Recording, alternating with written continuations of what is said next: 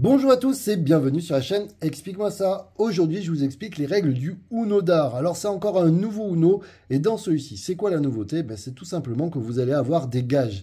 Et vous allez voir que ça va encore plus pimenter la partie.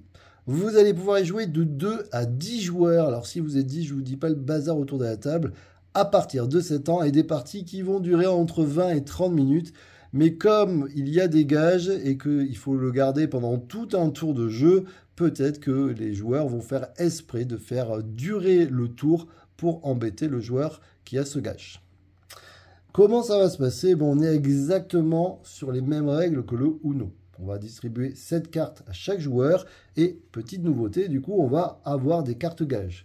Alors, on aura différents thèmes. Alors, moi, elles sont en anglais, vous les aurez en français. Vous avez le thème famille, le thème spectacle et le thème casse-cou. Et vous avez surtout une carte qui peut être géniale, c'est que vous allez créer vos propres gages. Et là, je vous laisse imaginer comment ça peut partir en bazar avec des amis. Alors, je vais vous montrer un petit peu les cartes. Vous allez retrouver des cartes que vous connaissez déjà. Par exemple, si je vous montre celle-ci, quand vous la jouez, vous savez, on joue dans le sens des aiguilles d'une montre. Quand quelqu'un pose celle-ci, on tourne dans l'autre sens. On va avoir celle-ci. Quand un joueur joue cette carte, le joueur suivant passe son tour. Il ne joue pas.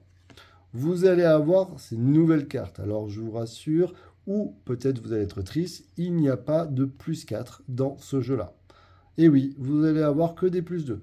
Soit vous allez avoir, l'idée c'est quoi? Quand quelqu'un joue cette carte, soit vous prenez 2 cartes, comme dans le Uno classique, soit vous décidez de faire le gage numéro 9, là en l'occurrence, ou le 16, ou le 7 si vous tombez sur cette carte.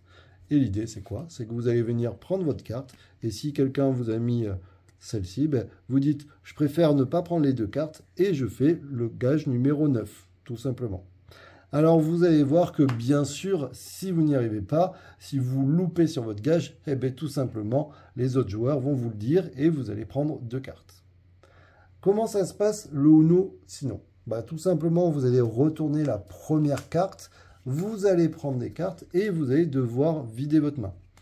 Ici, il y a un 2 jaune, ça veut dire quoi? Ça veut dire que à mon tour de jeu, je dois jouer soit un 2, soit du jaune, ou soit une carte joker.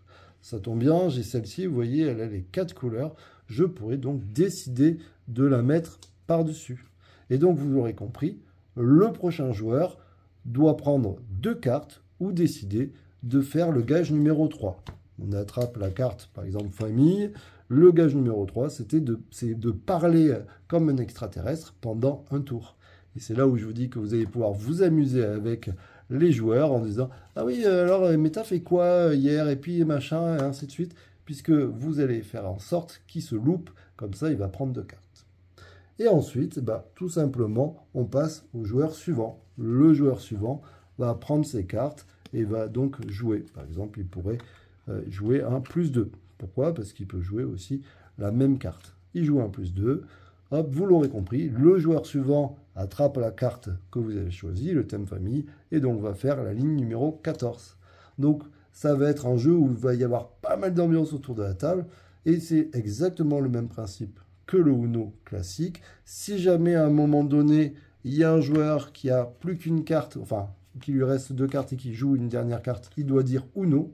Si il dit Uno, tant mieux. Si jamais il ne dit pas Uno, du coup, les autres joueurs, s'il y a quelqu'un qui le voit, qui n'a pas dit Uno, va lui dire tu pioches une carte, tout simplement.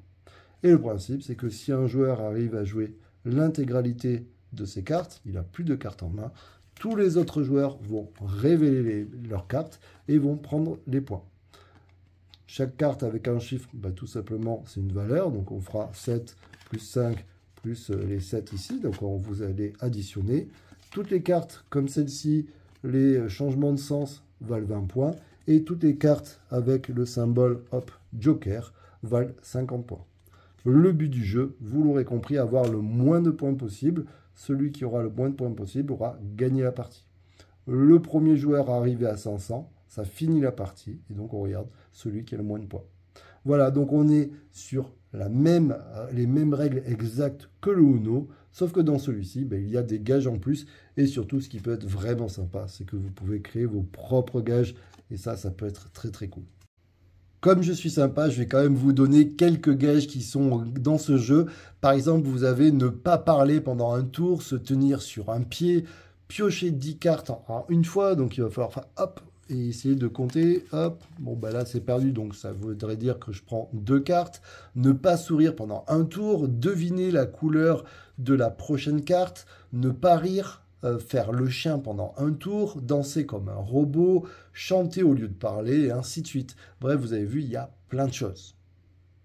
Voilà, moi je vous dis à très bientôt. N'hésitez pas à vous abonner, à liker, à partager. Ça fait toujours plaisir. Allez, ciao, ciao les amis.